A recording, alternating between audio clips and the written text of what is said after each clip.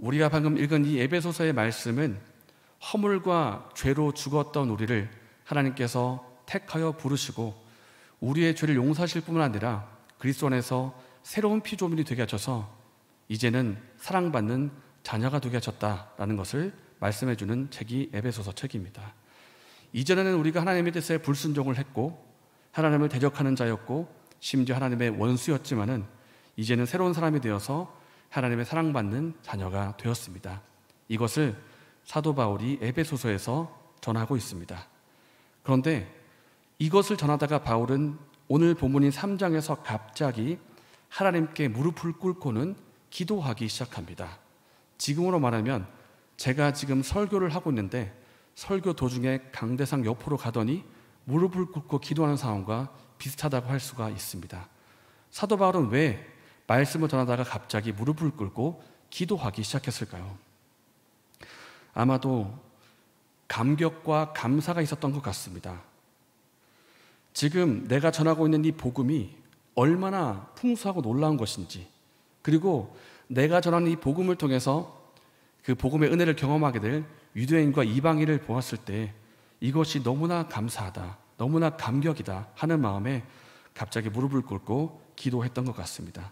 그러니까 내가 전하고 있는 이 복음이 얼마나 풍성한지를 바울이 깨달았기 때문이고, 또 바울이 깨달은 이 복음을 또한 성도들이 깨닫기를 원했기 때문에 간절히 무릎을 꿇고 기도를 하고 있는 것입니다. 눈에 띄는 것은 간절히 무릎을 꿇고 기도를 했다는 것입니다. 무엇을 향한 간절하겠습니까?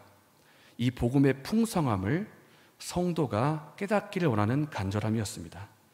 성도가 단순히 복음의 지식만 듣고 그렇구나, 참 좋은 내용이다, 복음 참 좋은 것이네, 이렇게 지나가는 것이 아니라 복음의 풍성함을, 그 복음의 은혜를 실제로 누리기를 원했기 때문입니다. 말하자면 감격에서 나온 기도이고 간절함에서 나온 기도인 것입니다. 바울의 다른 서신서에도 사도 바울이 중간에 기도하는 장면이 있습니다.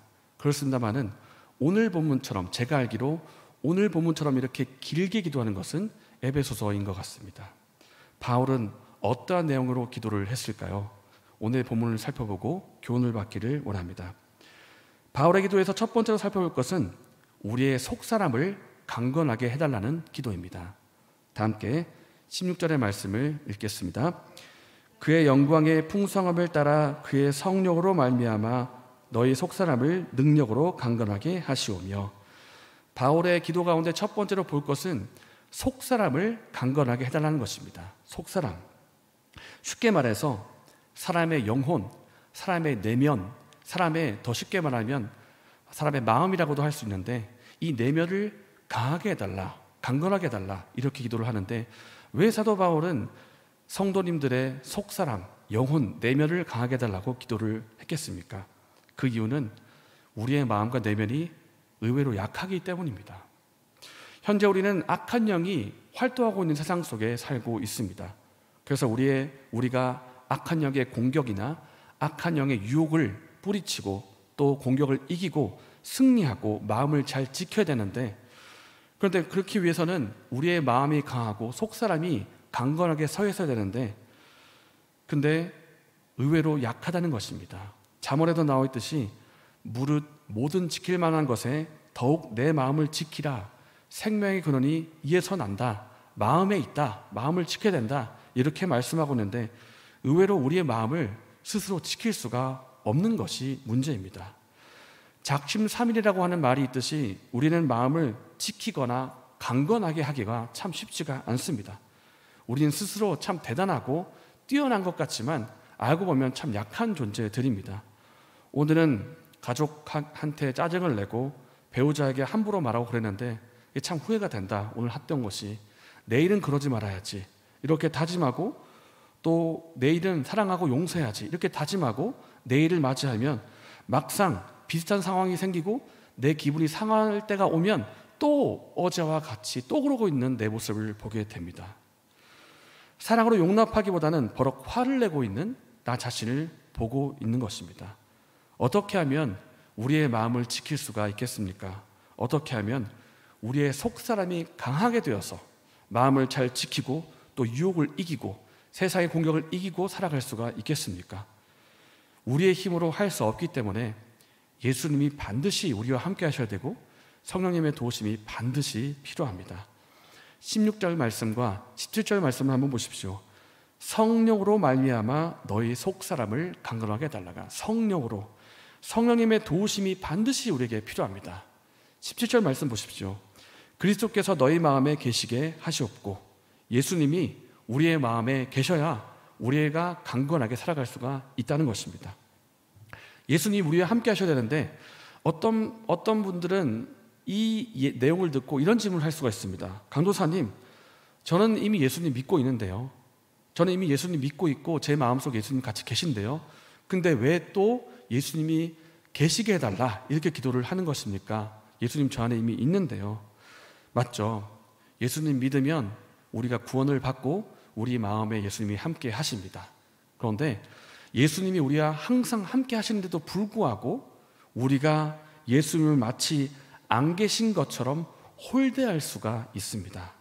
분명히 예수님 우리와 함께 하시는데 우리가 예수님을 홀대할 수가 있습니다. 마치 오늘 잠을 자고 내일 바로 떠나는 그런 마치 숙객을 대하는 것처럼 그 사람에게 아무런 관심도 없고 아무런 그런 베푸는 것도 없고 그런 사람을 마치 그냥 하룻밤 자고 내일 떠나는 그 사람에게 아무 관심이 없는 것처럼 예수님을 향해서 우리가 관심을 두지도 않고 그리고 예수님 앞에 뭘 의지하지도 않고 그렇게 예수님을 홀대할 수가 있다는 것입니다. 예수님께서 분명히 우리의 속사람을 강하게 하시고 우리 영혼을 강건하게 하실 수도 있는데도 불구하고 예수님을 우리가 의지하지 않기 때문에, 예수님께 기도하지 않기 때문에, 예수님과 교제하지 않기 때문에 예수님이 마치 없는 것 같은 삶을 우리가 살아갈 수가 있다는 것입니다. 예수님은 우리와 함께 하시기를 원하십니다. 예수님 우리의 내면에, 우리의 마음에 함께 거하시기를 원하십니다. 단지 하룻밤 묵고 내일 떠나는 손님처럼 계시는 것이 아니라 우리의 가족이 되어서 우리와 늘 함께 하시기 원하시고 더 나아가서 우리를 통치하고 다스리기를 원하십니다. 그래서 바울은 기도합니다. 하나님, 에베소 성도들의 속사람을 성령으로 강하게 해주십시오. 하나님, 예수님이 그들의 마음속에 계시게 해주십시오. 그래서 이들이 예수님의 사랑 안에서 견고하게 설 수 있도록 도와주십시오. 이렇게 기도를 하는 것입니다. 이 사도 바울의 기도가 우리의 기도가 되기를 원합니다. 하나님, 우리의 속사람을 강건하게 해주십시오. 악한 영이 활동하고 있는 이 세상에서, 공격이 있고 유혹이 있는 이 세상에서 우리가 말씀대로 살아갈 수 있도록 성령으로, 예수님으로 우리의 속사람을 강건하게 해주십시오. 이렇게 나 자신을 위해서도 기도하고 또 나의 사랑하는 가족과 다른 지체를 위해서도 기도하는 저와 여러분 되시기를 바랍니다. 바울의 기도 가운데 살펴볼 두 번째 내용은 지식을 초월하는 그리스도의 사랑을 알게 해달라는 것입니다.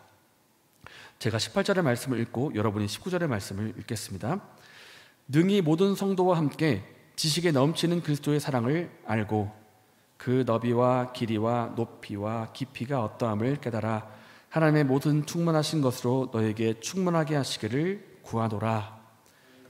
예수님의 사랑을 알게 해달라는 기도인데 여기서 지식에 넘치는 이라는 단어가 있습니다. 지식에 넘치는, 이것은 다른 말로 하면 우리의 지식을 초월한다는 뜻입니다. 우리가 가지고 있는 지성이 있는데 그 지성을 뛰어넘는다.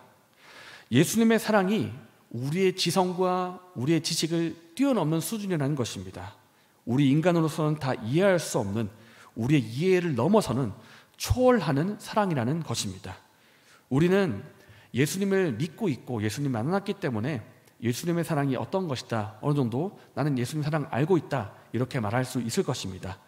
그러나 예수님의 사랑은 우리가 알고 있는 것 이상입니다. 우리가 상상하는 것 그 이상입니다. 찬송가 304장의 가사처럼 하늘을 두루마리 삼고 바다를 먹물 삼아도 그 예수님의 사랑을 다 기록할 수가 없다고 할 정도로 예수님의 사랑은 너무나 크고 놀라운 것입니다. 우리의 상상을 초월하는 사랑인데 사실 우리가 그것을 어떻게 알 수 있겠습니까? 우리의 지식을 초월한다는데 어떻게 알 수 있겠습니까? 우리 힘으로 알 수 없기 때문에 하나님께 기도하는 것입니다. 하나님, 알게 해주십시오. 사랑을 깨닫게 해주십시오. 그 사랑이 얼마나 풍성한 것인지를 내가 깨달아 알게 해달라고 기도를 하는 것입니다. 우리가 이 사랑을 깨닫고 알아야 하나님을 바로 사랑할 수가 있고 우리의 지체를 올바로 사랑할 수가 있습니다. 그렇기 때문에 우리는 그 놀라운 사랑, 우리의 지식을 초월하는 그 사랑을 알게 해달라고 기도를 해야 합니다. 그렇다면 예수님의 사랑은 어떤 사랑이겠습니까? 예수님의 사랑을 얼마나 넓겠습니까?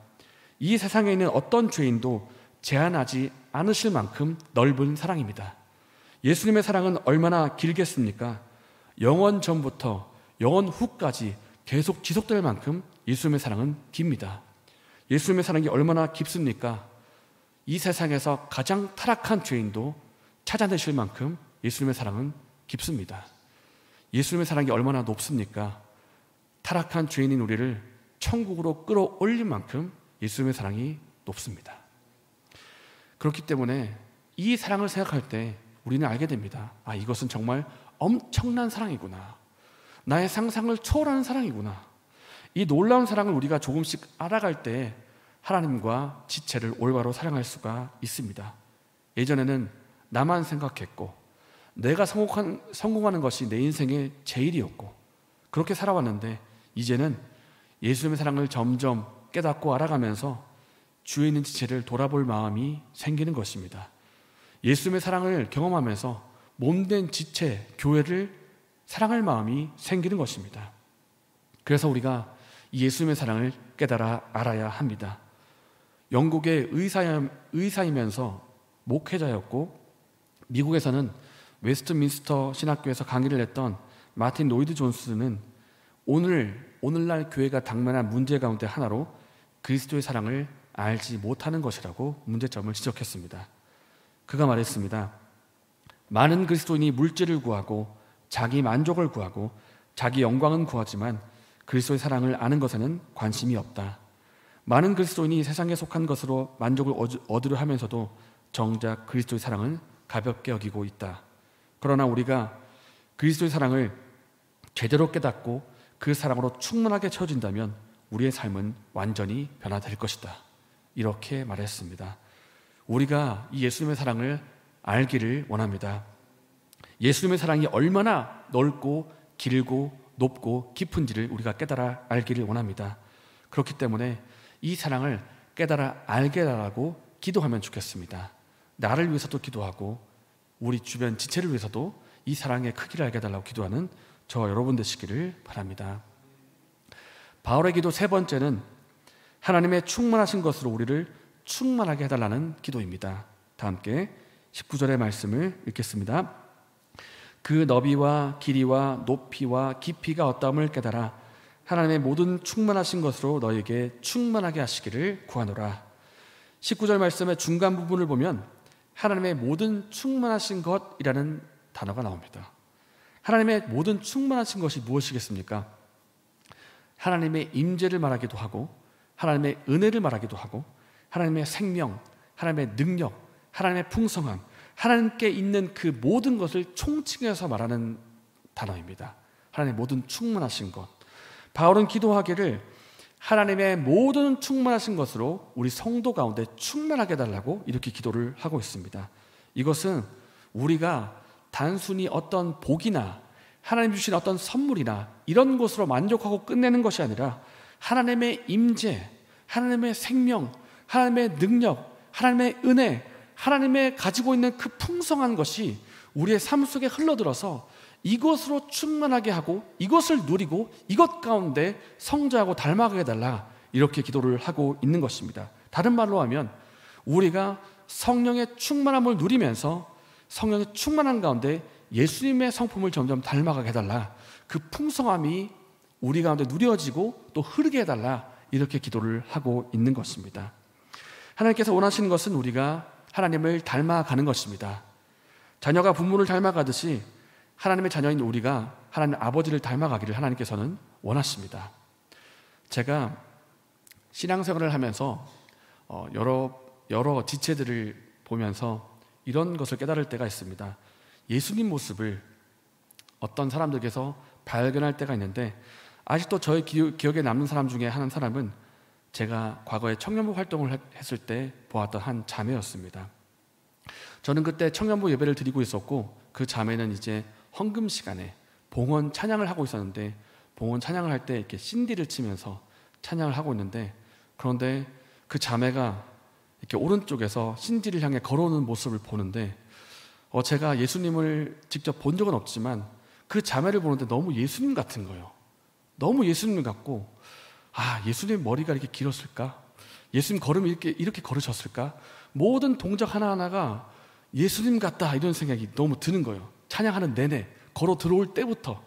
제가 너무 놀래가지고 이거 계속 마음속에 간직하고 있다가 그 자매한테 가서 얘기했습니다. 내가 자매가 예배 끝나고 나서 자매가 찬양하는 모습을 보는데 예수님 보는 것 같았다 얘기를 했더니 그 얘기를 듣고 갑자기 그 자매가 우는 거예요. 갑자기 울길래 제가 궁금해서 왜 우냐 이렇게 물어보니까 자기가 그렇지 않아도 최근에 기도하던 기도 제목이 바로 이거였다고 하는 겁니다. 내가 예수님을 닮아가고 싶다고, 예수님의 향기가 나타나게 하고 싶다고 기도하고 있었는데 그걸 지금 얘기해 줬다고 얘기를 하는 거예요. 그래서 제가 참 감동이 됐었습니다. 예수님 닮아가는 사람이 우리 교회 안에 있다. 그래서 저는 예수님 닮은 사람들이 우리 가운데 많았으면 좋겠습니다. 예수님을 표대로 삼고 점점 예수님을 향해서 나아가는 사람들이 많으면 좋겠습니다. 예수님의 사랑의 그 넓이와 길이와 높이와 깊이를 점점 깨닫고 그분을 점점 닮아가는 저와 여러분이 되면 참 좋겠습니다. 사랑하는 여러분, 사도 바울은 복음을 전하다가 그 복음의 풍성함에 너무 감격이 돼가지고 말씀을 하다가 갑자기 무릎을 꿇고 기도를 드립니다. 그 복음에 담긴 풍성함과 그 능력과 은혜를 성도가 실제로 경험하기를 간절히 바랬기 때문입니다. 이 바울의 기도가 우리의 기도가 되기를 원합니다. 첫째로 우리 속사람을 성령으로 강건하게 해달라고 기도합시다. 둘째로 예수님의 그 놀라운 사랑을 깨닫게 해달라고 기도합시다. 셋째로 복음의 풍성함을 누리며 예수님을 점점 닮아가게 해달라고 기도합시다. 이렇게 기도하며 이러한 은혜를 누리는 저와 여러분 되시기를 바랍니다.